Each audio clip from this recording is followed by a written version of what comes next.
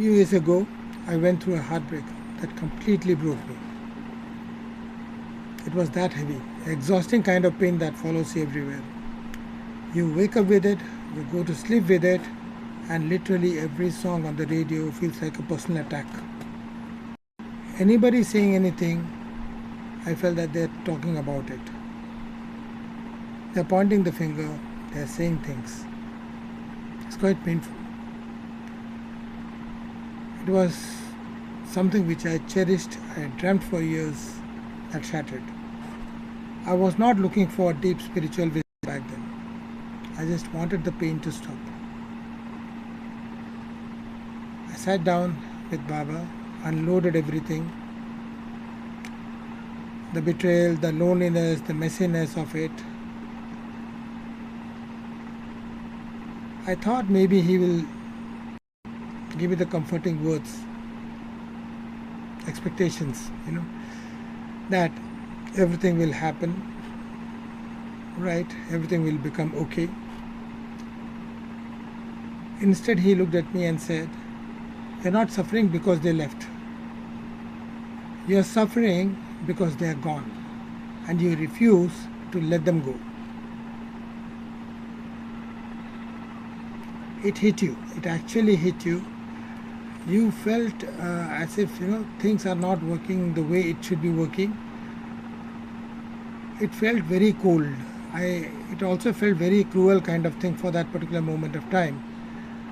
I was talking to my guru, yet I felt it was cruel.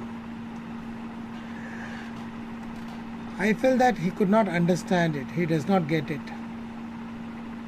I could not let go. I loved them. I cared for them. I believed that they're part of family. I was hurting. Did he really expect me to just flip a switch and stop caring? Not easy. Not easy for us. Any one of us. It took me years to find that out. He was not talking about lack of love. It was not about emotion. It was more about attachment. There's a huge difference between attachment and love. Love says, "I care about you. I want to be happy." It is unconditional. Attachment says, "I need you," exactly as things used to be for me. Because then I feel confident.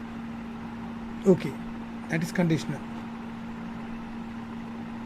At that moment of time, I was not practicing love. I had just come out of a trap or a method where I was getting into detachment, complete detachment. And suddenly I found that attachment became part of me. It's like, letting go of the Maya and then becoming part of the Maya again. I was actively fighting reality. Every single day I was replaying the old conversations in my head, imagining different outcomes and writing alternative endings where everything worked out. I was not living in the present at all. I was continuously living in a non-stop, exhausting negotiation with the past. It is not easy for everybody to do that. But that formula is really good for heartbreak. The truth is, relationship ended once the real world connected. But in my mind, I was breaking up all over again. Hundreds of times a day, every memory, every fantasy, and every what if was me reopening a wound that life was trying to close. Then I realized on the way that pain is what happens when life changes. Suffering is what happens when we argue with that change.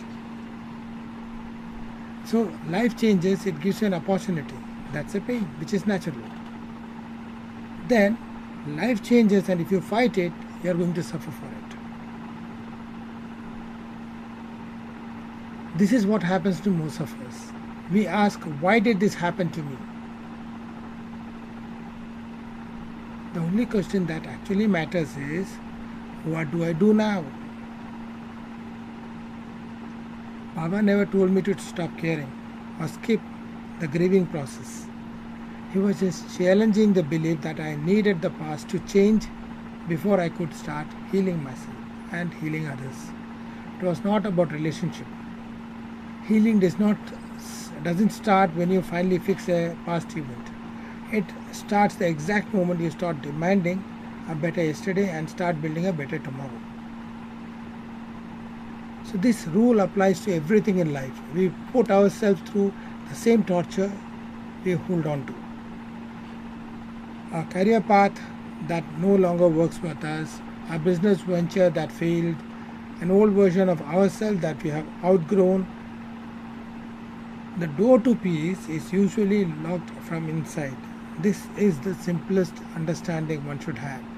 When we are stuck in the suffering, we waste months waiting for an external key. We wait for an apology, a closure of the conversation, or to some cosmic explanation to finally let us move on. But peace does not work like that. The hardest part of moving forward isn't losing what you loved. It is finally releasing your grip on what you can no longer hold on for your change to be stuck. The moment you let go of the grip, your freedom starts. Life changes. Transformation starts. Awaken your spirit. Come, be a part of this profound journey toward enlightenment.